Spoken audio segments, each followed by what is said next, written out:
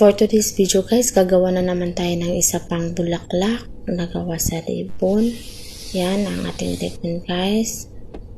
Kulay pula para klaro. At saka karayom yung may malaking butas. Yung ribbon natin gugupitan. Gugupitan natin sa dulo na meron siyang parang matulis sa may dulo. Yan ang puna.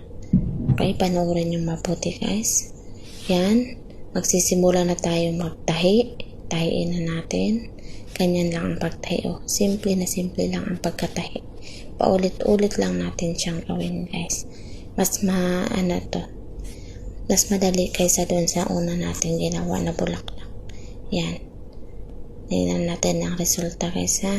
Yan, iikot-ikutan lang natin pag nasa loob na siya ng karayom. At saka yung dulo ng ribbon, ipasok natin doon sa butas ng karayom. Yan, napasok na.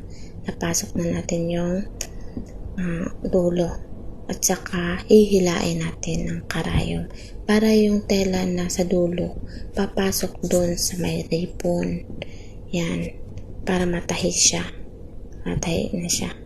Oh. Yan ang resulta guys. Yan. Madali lang no.